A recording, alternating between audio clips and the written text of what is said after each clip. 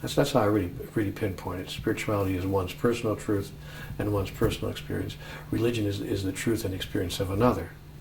Perhaps someone who talked about it 2,000 years ago. Spirituality also is what I call process theology, whereas religion is more dogmatic theology. Seems to me it takes a pretty wise individual to recognize their own spiritual reality. When did you recognize that about yourself? Gosh, I was 7 years old.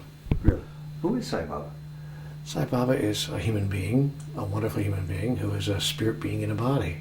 He's a spiritual teacher in India who has enormous truth to share with the world. And how surprising, if not shocking, was it when you realized one day that through your pen were coming insights that weren't coming from you necessarily, but from beyond you? That was pretty much of a shock. I was not prepared for anything like that, and I was scared actually at first. I thought I'm trafficking with the devil. Maybe we don't understand all that there is to understand about this. I've been asked many times, if God could say one thing to the world, put it in one sentence, what would it be? I actually have a one-sentence answer for that. You've got me all wrong. Internationally acclaimed author Neale Donald Walsch. He says the books of his Conversations with God series are not channeled, but are instead inspired by God. Welcome to Souljourns. This interview was recorded in Cleveland, Ohio, in October of 2004. Thank you for asking me. Yeah. Before we get into spirituality, a little bit about your background. 20 years in broadcasting? Yes, I spent 20 years in radio and television. I started when I was 19, right out of college, really. And I did it until I was just around 39, 40 years old. And what did you do? Everything. I was a program director. I was a disc jockey. I was a talk show host. I did television news, radio news. I was radio news director, all of it, really. When you're in broadcasting 20 or 25 years, you wind up doing everything at one point or another, and I did. When did you have an inkling that the spiritual vibrations that were probably growing within you would one day overwhelm you and take charge? I don't think it happened that way. My life was a mess a few years ago, 12 years ago or so. I was on the street, literally living on the street without any income. And not many people know that about me, but I was a street person. And I'm not talking about for a week or two. I mean for the better part of a year, which is a long time when you're out there under the stars. And at that point in time, I reached, of course, a crisis point in my life.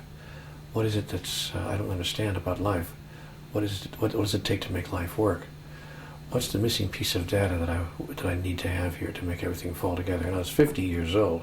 It's one thing to be on the street when you're 25 or 30 or even 40, but I was 50 and I really was in bad shape. Why do you suppose you never had those thoughts before? Was your life just... I did have those thoughts before, but I didn't act on them. Mm-hmm. I've been a very spiritual person since I was 7 years old, but I never did anything with it. It was just kind of hanging out there. I was too involved in, I was in broadcasting. I was in radio, I was in television, I was in theater, I was living my life and having a wonderful time. I don't see anything wrong with what I was doing, but I just didn't have a lot of time for spirituality. You tell me if it's out of line or in line to ask the origin of the nature of the events in your life that led you from broadcasting to being on the street. Sure, I had a broken neck. I broke my neck in a car accident at one point, and I couldn't work, for a very long time, and I fell through the cracks in the American system.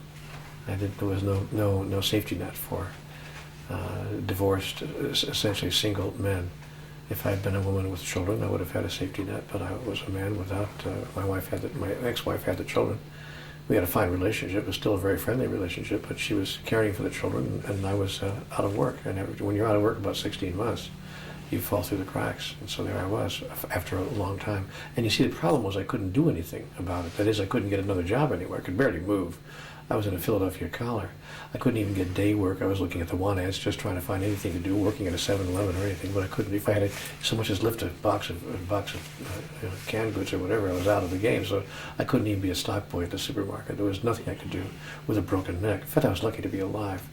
But that confluence of events turned me into a street person, and I was on the street for a long time. So you had two signature events that really would knock the wind out of almost anybody's sails. Your health problems and then being homeless. I'm going to guess that unlike most people's reaction to that, looking back on perhaps the worst chapter of their life, maybe that wasn't, in hindsight now, the worst chapter of your life? No, as many people will tell you, the worst, turned out to be the best. What they say in A Tale of Two Cities, it was the best of times, it was the worst of times.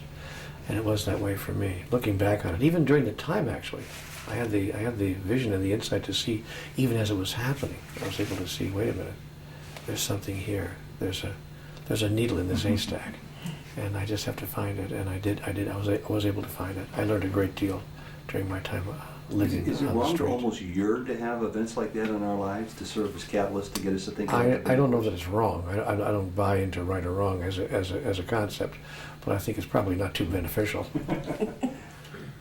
Just wait a while. These things come unbidden. Yeah, I don't think we need to call them forth. Spiritual since the age of 7. Does this mean that you paralleled a religious tradition that was rather strong in your life, or was this outside of a religious tradition? Well, I was born into a Roman Catholic family, very Roman Catholic. My mother was extremely religious, or spiritual, I really should say. My father was very religious. And I didn't really realize how religious my father was until he was 83 years old. I was going by his bedroom one night. I was visiting him for Thanksgiving for a holiday visit. And I happened to go by his bedroom on the way to the bathroom down the hall while I was in his house on a family visit. And there was a crack in the doorway there. I just happened to glance over there and saw him on his knees. Saying the rosary? Saying, well, he was saying his prayers, his nightly prayers. He was in his pajamas, in his PJs, getting ready to go to bed, 83, on his knees. And I never saw my father on his knees praying before. What kind of impression did that leave with you? It struck me deeply. I stood there and I realized I had caught him in a very vulnerable moment. So of course I quickly moved on to give him his privacy. But then I stood in that bathroom looking at myself in the mirror and I thought, whoa, have you misunderstood your father? I mean, he was all alone. He wasn't making a show of it for his wife. My mother was long since passed away. It was just a private moment. And I realized in the privacy of his heart that he was a very religious man and apparently a devout believer, because when you're 83 and you're on your knees praying, it says something. Did you ever talk to him about that? No, I did not. Do you That's his regret private. that you didn't? No, I don't think so. I wouldn't have talked. I wouldn't have let him know that I ever saw that. It was his private moment, and I needed to keep that his private moment. We talked about God, of course, a lot in life and religion and things, but I never talked about that particular private moment. And you talked about it as being a very vulnerable moment for your father. For any of us, why should it be vulnerable? Why should that make us vulnerable with our spiritual truth coming to the fore as he demonstrated without his awareness that you were watching him? I think the vulnerability was that not that he wouldn't have wanted me to see him in a religious situation or in a spiritual moment, but that it was without him knowing that I was seeing it. So it was like peeking into anyone's intimate time, whether it's their intimate time with their spouse or their intimate time with their God. It's still an intimate moment, and I think it was a very private moment for him. I sensed there must have been a beginning, a middle, and an ending point with your association with the Catholicism with which you were raised.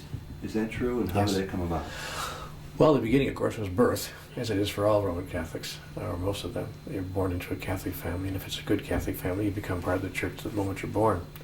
I was raised a Catholic, and I had intentions of becoming a priest, actually.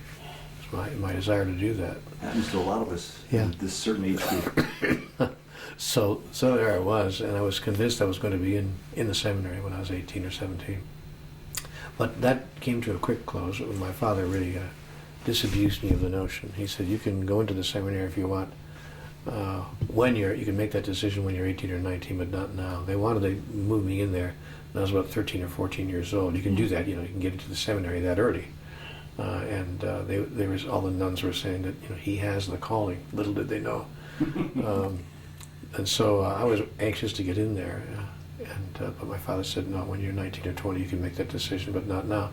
And he correctly understood, of course, and at that time I had other things on my mind that had long, dark, curly hair, and You wanted to be a disc jockey. yes, I wanted to be, I wanted to have girlfriends. And so I think my father understood that once I discovered my own sexuality, I might have some second thoughts about getting into the priesthood. And he was right. I want to ask you about the difference between spirituality and religion. I think both can go with each other, but it seems to me that people are yearning for something that their religions don't always provide for them. And this field of spirituality seems to be burgeoning with new ideas and new concepts that are finding people in a place that's most agreeable to them. if you accept the concept that spirituality requires you to be in class forever, that you never graduate, that you always continue to learn, it's a convoluted way of asking the difference in your mind between religion and spirituality. Well, first of all, spirituality, in my experience, is a personal experience, whereas religion is an institutional experience. And so spirituality is one's own moment-to-moment expression of the human impulse toward the divine. And it is a very private experience and a very singular one, whereas religion seems to me to be a collection of dogma or doctrines that form some kind of spiritual law or cosmic rules that God is said to have handed down to us through his religion, whatever that religion might be, depending on your culture and the place in which you learn about it.